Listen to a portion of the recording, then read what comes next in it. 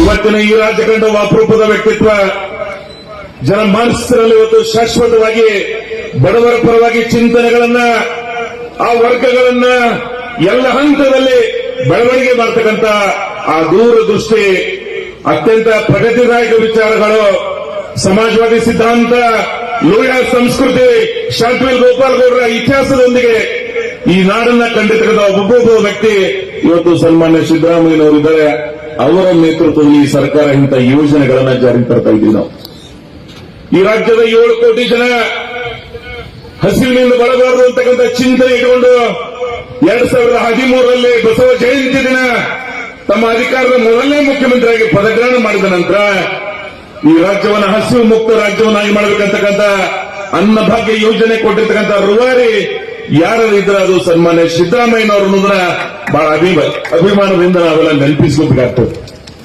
ಅಂತ ಸಿದ್ದರಾಮಯ್ಯನವರು 5 ವರ್ಷ 2013ರಿಂದ 18ರವರೆಗೆ 85,717 ಕೋಟಿ ರೂಪಾಯಿ ಸೋಷಿಯಲ್ ವೆಲ್ಫೇರ್ ಡಿಪಾರ್ಟ್ಮೆಂಟ್ ಮೂಲಕ ಸಾಮಾಜಿಕ ತಳಹದಿಯಲ್ಲಿರ್ತಕ್ಕಂಥ ಈ ವರ್ಗಗಳಿಗೆ ಯೋಜನೆ ಕೊಟ್ಟಿರ್ತಕ್ಕಂಥ ಈ ರಾಷ್ಟ್ರದಲ್ಲಿ ಯಾರಾದರೂ ಪ್ರಥಮವಾಗಿದ್ರೆ ಅದು ಕರ್ನಾಟಕ, ಅದರಲ್ಲಿ ವಿಶೇಷವಾಗಿ ಮುಖ್ಯಮಂತ್ರಿಯಾಗಿರ್ತಕ್ಕಂಥ ಸನ್ಮಾನ್ಯ ಸಿದ್ದರಾಮಯ್ಯನವರು.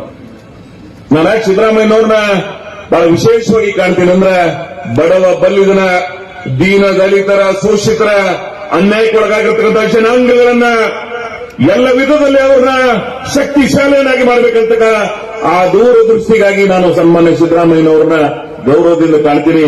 ಈ ರಾಜ್ಯವನ್ನು ಪ್ರಗತಿದಾಯಕವಾಗಿ ಕಾಣ್ತೀನಿ. ಇವತ್ತು ದೇವರಾಜ್ ಅರಸು ನಮ್ಮ ಮಧ್ಯದಲ್ಲಿಲ್ಲ.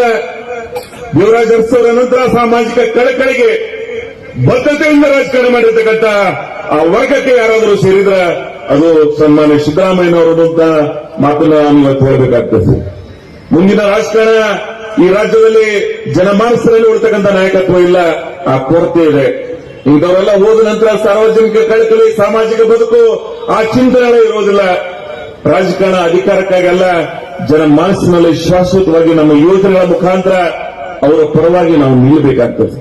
ಬರೀ ಯೋಜನೆಗಳಲ್ಲ, ನಮ್ಮ ಗಟ್ಟಿ ಧ್ವನಿ ಆ ಸದಾ ತೊಂದರೆಯಲ್ಲಿರ್ತಕ್ಕಂಥ ವರ್ಗದ ಪರವಾಗಿರಬೇಕಾಗ್ತದೆ.